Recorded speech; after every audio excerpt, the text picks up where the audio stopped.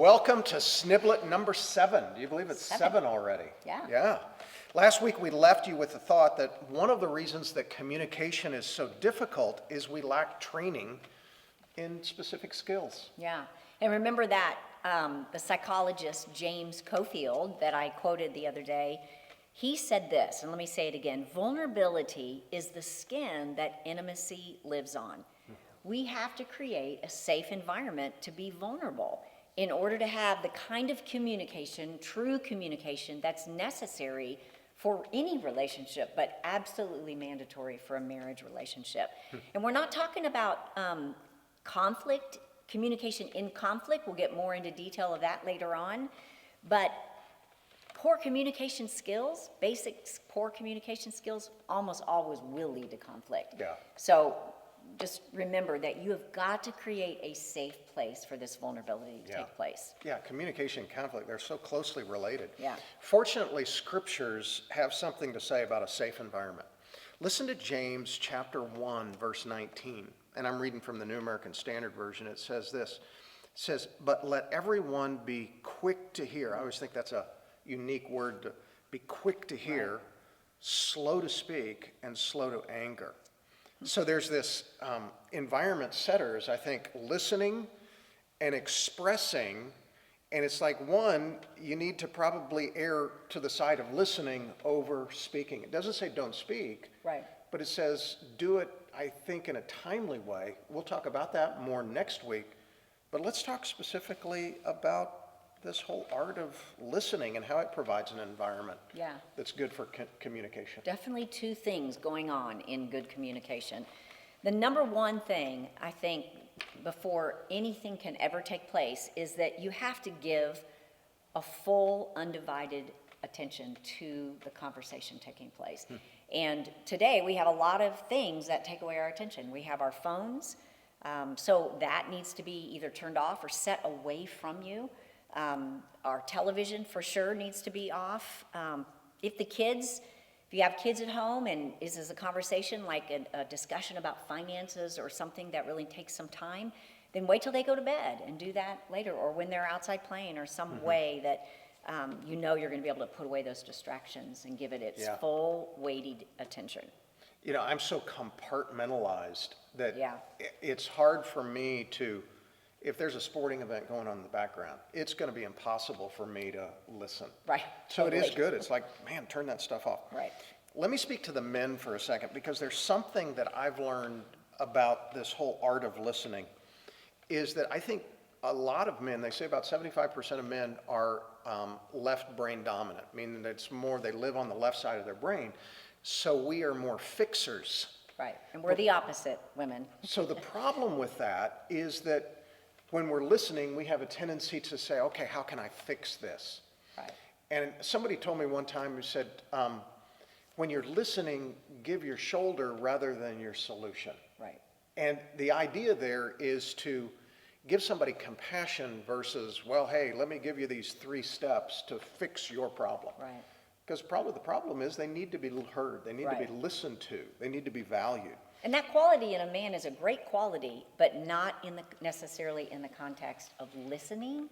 Most of the time, if it's your wife speaking, she doesn't want a solution. She wants you to listen to her. Yeah. To take that time. So one way that we can really increase the odds that we are demonstrating that we are listening, because it's really hard to know if someone's listening well, but we need to ask emotive questions. Questions like, how did that make you feel? Or, I bet you felt very misunderstood or insignificant when that took place. Right. Women, I think we laugh a lot of times about how my husband never expresses his feelings. That may be true. Men are not necessarily as, I don't know if the right word is, skilled at expressing their feelings, but to say that they don't have as many feelings as women is not true. Yeah. So we both have an extensive God-given array of emotions that we feel in a lot of situations, but part of one of the skills that women bring to the table is to help give your husband some words to describe and maybe articulate some of the feelings that he has. Yeah. So that's important. Proverbs 20, verse 5. You want me to read it? Yeah, read that one. It says, a purpose in the heart of a man, this is Proverbs 20, verse 5, says, a purpose in the heart Yeah. of a man is like deep water, but a man of understanding draws it out. Yeah, a man or woman of understanding draws it out. That's basically, that's the skill that's putting that proverb into action, Yeah. pulling that out. Yeah, You know, I think one of the ways to help draw out in a man open-ended questions versus yeah, close-ended. right, that helps a lot. You know, I think an inward processor, you ask him, how was your day? Well, that's a close-ended question. Good, Yeah, and we know that from our youngest son, Blake. You know, he's our one-syllable word child. yeah, And I'm not critical of that at all. But if you said, Blake, how's your day? good, Bottom line. right, But to say, here's an idea of an open-ended question. Blake, give me the best 3 things of your day, or the most disappointing 3 things of your Right. day. yeah, Well, that's more open-ended. And then he'll say, breakfast, lunch, and dinner. Yeah. He'll still stick with one syllable. no, For both of us, I think in this equation of listening, let's say both of us, I think men and women alike, when you're listening, it is very easy to think, okay, what can I say? But especially, we have a tendency to react. We want to go quickly. If there's something that the other person's communicating that we think, wait a minute, I've got to defend myself. right, We're quick to react. yeah, And I think rather than reacting, I think it would be helpful to say, listen to what's being said rather than how someone is saying it. And the reason I say Right. that is because I think sometimes we say things with so much emotion. right, And it's very easy to react to the emotion. Right. We become like those ball bearings, you know, it's like one reaction causes an Right. equal reaction. So listen to what's being said this isn't easy, rather though. than how it's being said. Let's It admit is. that, like, Yeah. it's not easy. Yeah. A lot of times you just want to go, I don't want to take that time. But Yeah. it doesn't progress you in a communication lifestyle if you cannot listen hard to what the person is saying. Yeah. Let me ask you a question. What do you think, how do you know if somebody's listening to you? Yeah. Well, I laugh when I think about if you don't have that environment cleared that we talked about earlier, you pretty much can know they're not, because there's hardly anybody that can turn off mentally a television or a phone or kids running through the house. So that has to be done.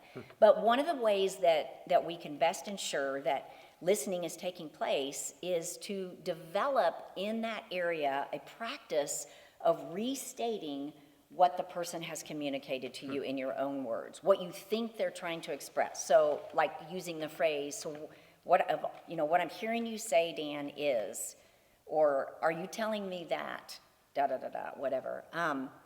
You know someone is listening when you're able to express back to them exactly what you think you've heard them said. And if you're the expressor at that point, you'll know when the person has truly heard you, because they'll accurately express it back to you. Yeah. Yeah. Yeah, I think those are good indicators. That's great practice with your kids, too. Yeah. We've learned to do that all the way from the kids when they were little, giving them an opportunity to express, and then us to restate, make sure that we were like, is this what you're saying now that took Yeah. place? Whether it's a situation of between siblings or a situation at school that they needed to explain to us about, that was Yeah. important. Of Yeah. all that I just said, Right. what did you hear me say? Yeah.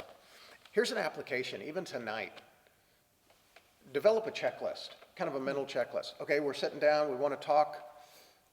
Make sure everything's turned off. Yeah. Turn off the distractors, your phone, the television, whatever it might be. Yeah. Turn it off, and you have a better chance of listening. Yeah.